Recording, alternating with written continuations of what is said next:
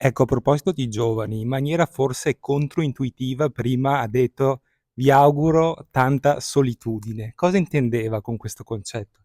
No, perché nella solitudine che tu leggi le tue emozioni, i tuoi vissuti, i tuoi sentimenti, le tue fragilità. Bisogna saper distinguere tra la solitudine intesa in questo senso dall'isolamento. L'isolamento diventa di monologhi, no? Diventa una situazione in cui ti ripieghi tu te stesso. La solitudine vuol dire invece una riflessione che fai, che chiama la profondità della tua coscienza, che ti permette di guardarti più in profondità, ma anche di guardarti più attorno. Ecco una distinzione molto semplice.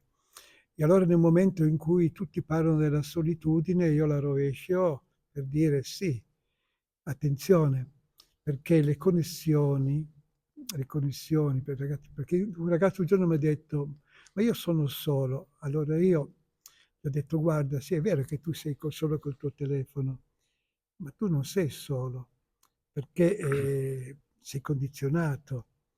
E, e tutte le informazioni sono, le notizie sono tutte di corsa, perdi senso critico, perdi l'attenzione che ci deve essere, passi da una cosa all'altra con una velocità impressionante. No. E allora quelle sono le connessioni. Nessuno vuole demonizzare quello strumento. È uno strumento che di comunicazione, ma la comunicazione, le connessioni non sono relazioni. Noi dobbiamo recuperare le relazioni e quindi non sei solo, no? Sei catturato da quello strumento. Noi a Torino abbiamo aperto un centro per le famiglie e accompagniamo ragazzi che sono diventati patologia, dipendenti, proprio una dipendenza, quindi da quello strumento. Ed è difficilissimo, non è così semplice. Infatti lavoriamo con la neuropsichiatria infantile, con i ragazzi, per far superare quella dipendenza da quello strumento. Chi l'avrebbe detto? Chi l'avrebbe detto?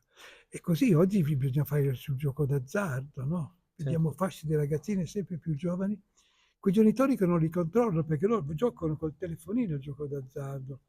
Poi quando sono disperati perché qualcuno gli va a chiedere conto dei soldi che hanno perso, no? Allora vengono a bussare alla porta.